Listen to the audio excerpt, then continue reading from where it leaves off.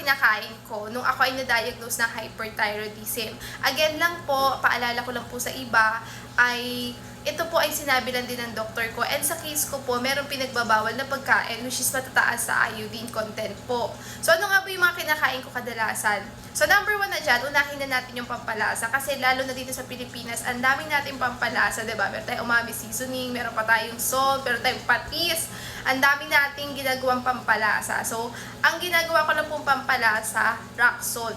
Yun yung sinabi ng doktor ko. Meron naman kayong dalawang pwedeng pagpilian para sa pampalasa nyo nga po sa kinakain nyo. Number 1, rock salt or di kaya Himalayan salt. Pero yung Himalayan salt kasi mga mima ko, napakamahal nung para sa akin. Kaya nagra-rock salt na lang ako. Tapos, halimbawa sa itlog, hindi ko po kinakain yung egg yolk. Oo. Hindi ko siya kinakain kasi mataas nga siya sa content ng iodine. Ang kinakain ko lang po yung kulay puti. Pag nagpiprito po ako ng itlog, hinaalis ko po na yung kulay dilaw. Tapos yung puti lang yung piniprito ko. Tapos, ang kadalasang kinakain ko po is, kumakain ako ng baboy at saka kumakain din po ako ng manok. Isda po, hindi ako masyadong nakain kasi hindi naman ako mahilig.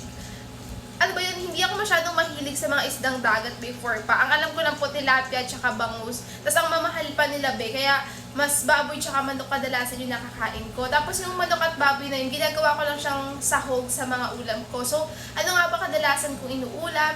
Madalas parang pinakuluan na baboy, tapos nalagyan ko ng kalabasa, tawag doon, okra, spinach, nalagyan ko ng saluyot, alugbati, mga ganon. Yun yung mga kinakain ko mga mima ko. Hindi ako masyado nag-explore sa ibang pagkain, pero doon lang ako nag-focus sa mga gulay na yun.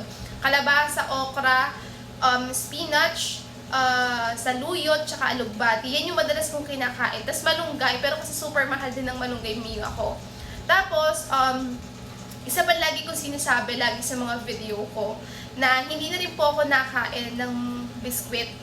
Lalo na nung papalapit yung RAI procedure ko kasi na-diagnose pa lang po ako ng hyperthyroidism. Sinabi na sa akin ng doktor ko, iwasan ko daw po talaga or basahin ko daw po yung mga label ng mga kinakain ko. Lalo na kapag may nakita na ako na mataas sa content ng iodine, huwag ko nang kainin. So, eto sample ko lang sa inyo. Kapag doon sa ingredients na kinakain nyo, halimbawa biscuit, basahin nyo, may makikita kayo doon mga ingredients. And kapag nakita yun yung iodized salt na, at katulad ko kayo meron pinagbawal, hindi nyo siya pwedeng kainin. Yun yung sabi ng doktor ko. Hindi ako nagsabi nun, siya lang nag-advise nun.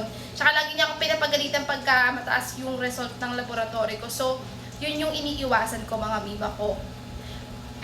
Ugaliin nyo kapag nasa grocery kayo, magbasa kayo. Kasi di ba meron ako pinakita last time, yung rock salt siya pero nakalagay iodized salt, rock salt. So, magbabasa kayo lagi. Importante ang pagbabasa, lalo na kung meron kayong hyperthyroidism. So, ayun lang naman ang aking ma-share ngayon. And kung meron pa kayong tanong about hyperthyroidism journey ko, i-share ko yan sa inyo. Bye-bye!